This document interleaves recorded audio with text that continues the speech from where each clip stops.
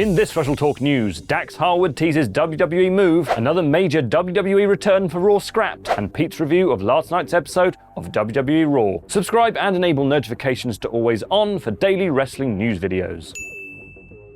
Support WrestleTalk! Since the Triple H creative era began in WWE last summer, it's become pretty evident that he may enjoy something more than he enjoys a good sledgehammer or shovel. And that is, of course, signing former WWE talent. While it may seem there isn't anyone left for Trips, there is one AEW act that he might just manage to bring in after all, without any contract tampering needed whatsoever, and that would be FTR. As regular listeners of the FTR podcast with Dax Harwood will be aware of, FTR's AEW contracts are set to expire in April, and that is just 2 months away. You know what else is in April? And the links to WWE have not been kept secret by Dax himself, with him speaking openly on the decision he and Cash Wheeler have to make, whether it's staying with AEW, going free agent, indie route, or making a move back to WWE. Dax has spoken of the decision, saying on the podcast last month that FTR's post-April decision would likely be the absolute last thing we do as far as wrestling. It is a massive call, and one you may want to sit back and ruminate over with a nice beverage, perhaps, Dax. Oh, what's that? That's a lovely bottle of tequila you've got there, Dax. Nice.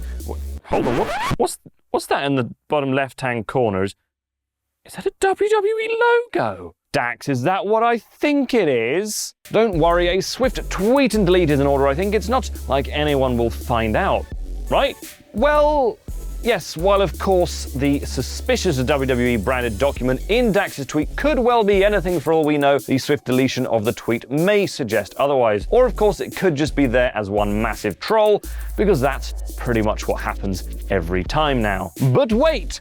There's more. That's right, Triple H may not be content with just FTR, as according to WrestlingNews.co, the much-rumoured WWE return of Matt Cardona could be set to happen very soon. The report reveals that certain people in WWE who would know believe that Cardona is set to join his wife Chelsea Green back in WWE and could be returning to the company imminently. Cardona's much-rumoured return to WWE has been an ongoing story for months now, and prior to her return at the Royal Rumble, both Green and Cardona had done their fair share of social media teasers regarding a return, with Cardona stating he and Green had unfinished business in WWE back in November last year. So now that one half of the couple has made the jump, it's fair to say that the former Zack Ryder may not be far behind. Woo, woo, woo, you know it. Sort of. Maybe.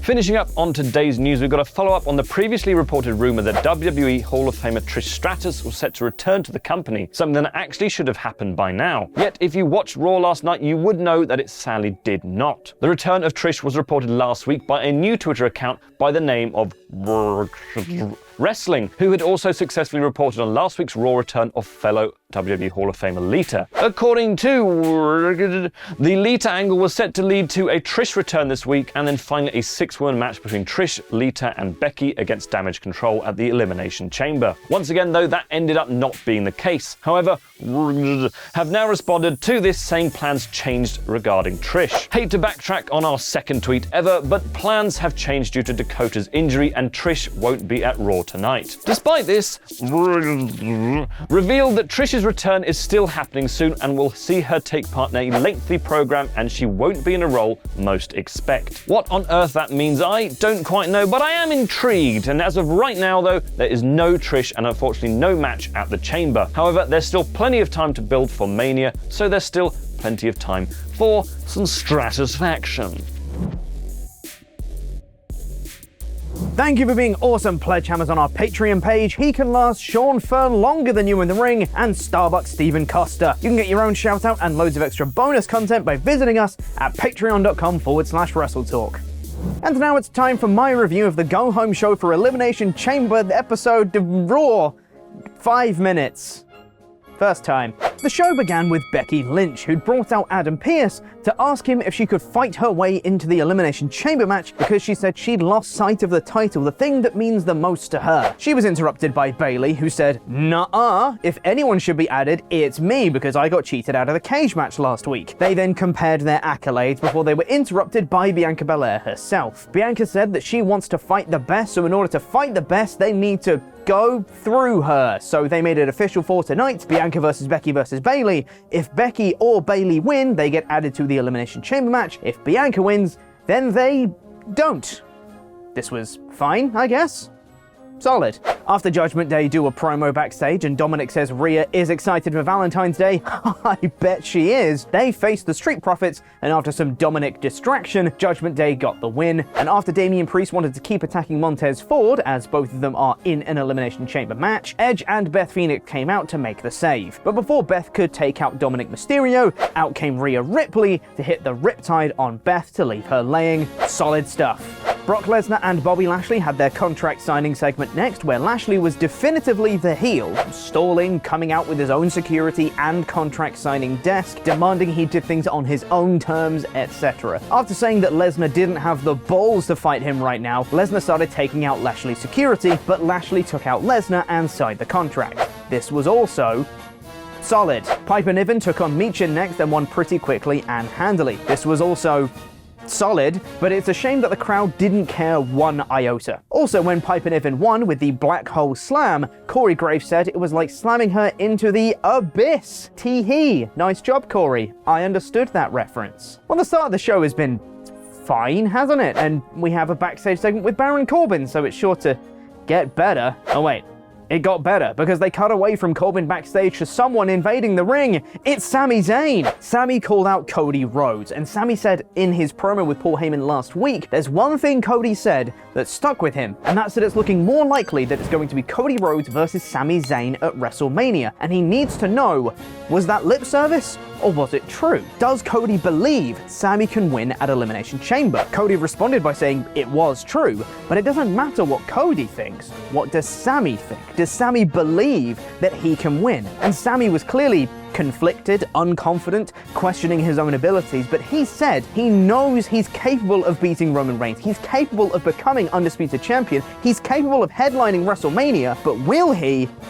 He doesn't know. The Bloodline always finds a way. He knows. He's been with them in the trenches. Cody fires Sami up, saying he believes in Sami. Everyone has been saying that when Cody won the Rumble, he needs to finish his story, but at Elimination Chamber, Sami needs to finish his. This was a bold move, putting Cody and Sami in a promo segment together, but my god, it worked. Both men were over. The crowd wanted to see both men succeed, and this succeeded in making both men more over than when they went in, and made me more excited for the match at Chamber this weekend. The Ole chants from the crowd, Cody's passion, Sami's fire, yet incredible facial expressions showing that despite his confidence, there's doubt under what he's saying. This was a home run segment, and yet another in the lineage of the Bloodline story being absolutely top tier. Carmella, Nikki Cross, and Asuka were backstage, and Nikki Cross is still stalking Candice LeRae.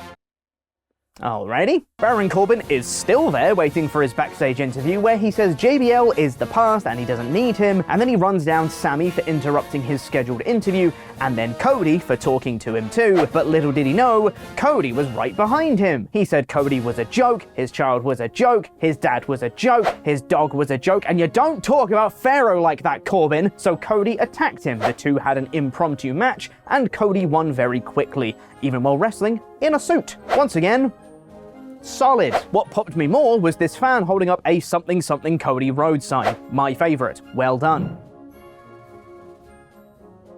Natalya, Liv Morgan, and Raquel Rodriguez were backstage and they said some stuff, and then they had a Raw vs SmackDown 6-women tag match. But what about the one night a year where Raw and SmackDown go head to head in direct The crowd were absolutely dead for this match, which was a shame, but they also weren't given a whole lot to get into, as a lot of this match was schmoz. Asuka turned on her teammates before the finish and then tapped out Liv Morgan because she can. She's very cool. Maximum Male Models are still trying to recruit Otis. I've missed babyface Otis. He is very funny. And then Bronson Reed killed Mustafa Ali pretty quickly ahead of his appearance inside Elimination Chamber. It sucks for Ali, but it makes sense to have Reed win decisively here. Side note, I don't know what was going on with this show, but the entrance music was insanely loud, to the point where they showed a backstage promo during Ali's entrance, and you could barely hear it over his music. Edge and Beth Phoenix said they're going to win, and they're the grit couple.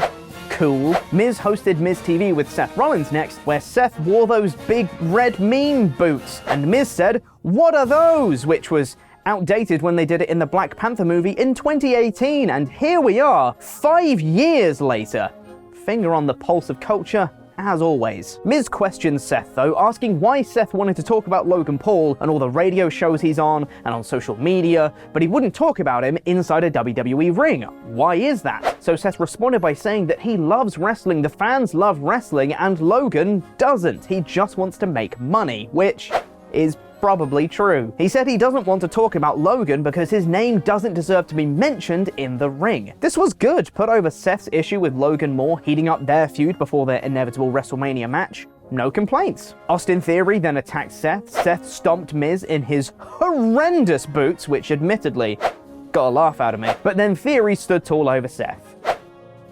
Solid. Rick Boogs and Elias had a backstage promo while the Hurt Business talked in the background, and I personally am quite looking forward to seeing more of Rick Boogs. I think he's really funny, and if he's given more material than just doing the same intro for Shinsuke Nakamura's entrance every week, I think he could make for a really fun mid-card character. He faced The Miz next and won quickly after Miz was still out from Seth's stomp. Chelsea Green backstage continued to be a Karen, and she is annoyingly good at being that hypocritical character.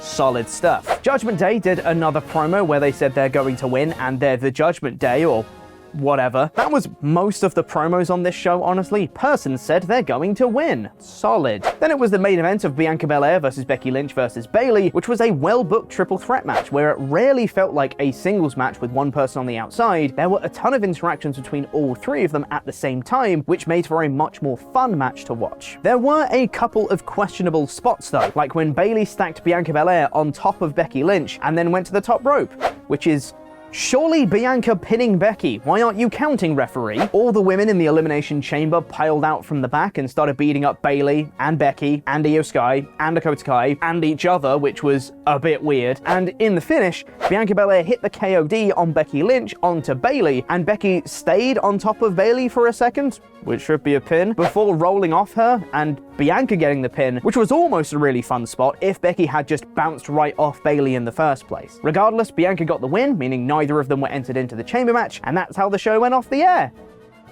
Solid stuff. Honestly, I've done the joke of saying solid or solid stuff through the whole review, but really that's what this episode was. It was completely solid with not much special, except the Sami Zayn and Cody Rhodes promo, which was awesome. This did make me more excited for Elimination Chamber this weekend, primarily down to the Sami and Cody promo, and everything else was pretty bog standard. A decent show, a high 3 out of 5. Make sure to check out what's on at Cineworld Cinemas, where Luke and Dan Layton are talking about the new Ant-Man movie Quantumania. Go check it out. Coming up on today's show, we'll be taking you through all of the month's big releases, including Ant-Man and the Wasp Quantumania. We'll be taking you on a date night to the 25th anniversary of Titanic. And see what happens when we watch the trailer for Ant-Man and the Wasp Quantumania in 4DX.